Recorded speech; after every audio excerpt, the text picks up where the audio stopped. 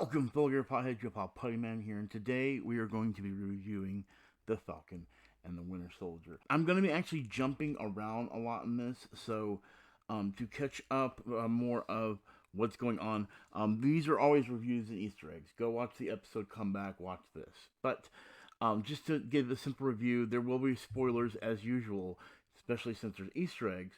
But I think things are going to get interesting on this show if I know where they're going with it. So stick around if you've already seen the episode because the ending might be confusing to you. And if it is, that's why this has become interesting for me. If you can, first and foremost, go ahead and hit that subscribe button, guys. It's quick and easy, but understand it really, really, really helps the channel grow. When it comes to especially content like this. In the beginning of the episode, which actually before even the title starts, we literally see, we actually see Falcon looking at the shield and contemplating the idea. And it's admirable the way they're going the story where it hangs up the shield. But even at that point, I wasn't thinking, "Holy crap, they're going U.S. agent." I didn't realize they were going really going. I didn't really catch on to U.S. agent until later on. We know that in the comic book, Sam Wilson takes on the mantle of Captain America. So it's fundamental that it's going to happen. But there are other people that take up the mantle, and one of those is U.S. Agent. U.S. Agent is just like basically Captain America, but well, not just like him. There's definitely differences when it comes to John Walker's version of Captain America, but it's going to make it interesting because John Walker is a good character. You know what I mean? It's not like he's a bad character, but it's like more of like a misguided character. So taking this route is definitely something that I wasn't really expecting through this. Because what makes it also interesting is also with not Falcon, but with Bucky, and his situation. Because actually, the thing that we were I was speculating that there was going to be conflict between Bucky and Sam over the mantle of Captain America. When in some ways it looks like it's the U.S. agents involved.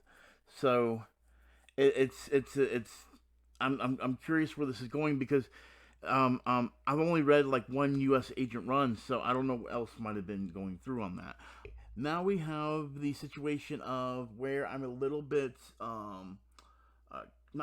not confused because I know the name, but where they're going with it. But I think I know where they're going with it, and if so, maybe Kevin Feige is involved in getting something else involved with it. Let me explain.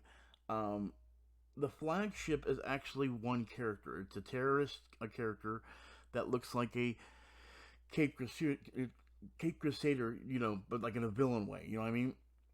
And or not Cape Crusader, but like well, yeah, like a Cape Crusader, kind of like to me, always kind of looked like Batman. Um, but the way I remember him is in this comic right here below. Deadpool number 250. It isn't actually number 250. It was 40 something. First of all, um, but it was called issue 250, and in it was well Flag Smasher, as you see Wade Wilson pointing his gun at, aka Deadpool, uh, and so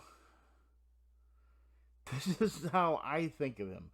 And to see them do it this way in the MCU, I'm like, I don't know what they're doing, or if there maybe is a Flag Smasher that comes later that's just one person.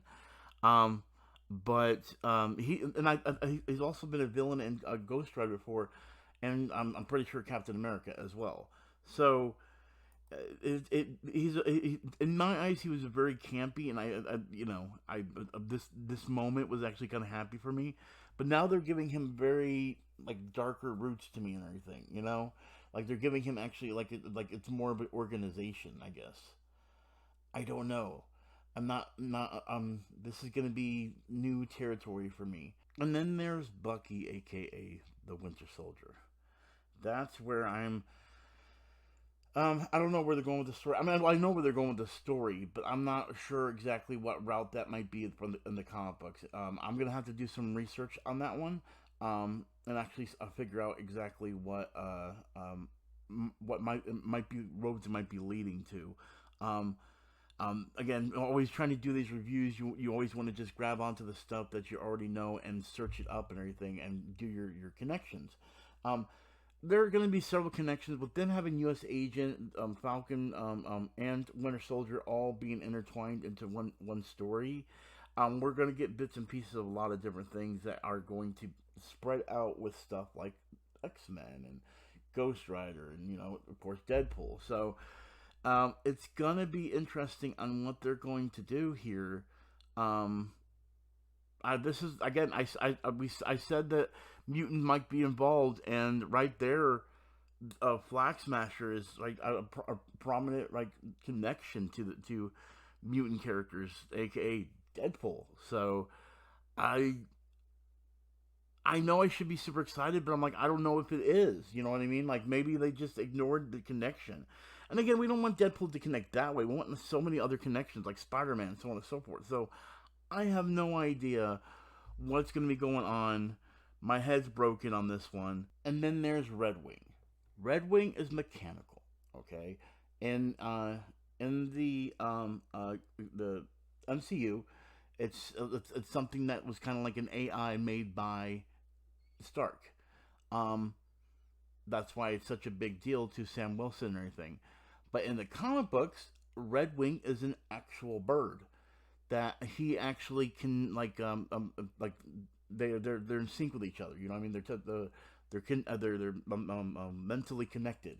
So I can't think of the word what it's called or anything like that. But anyway, my point the whole thing is he's connected to his bird and everything. So Red Wing was always something that when it happened in the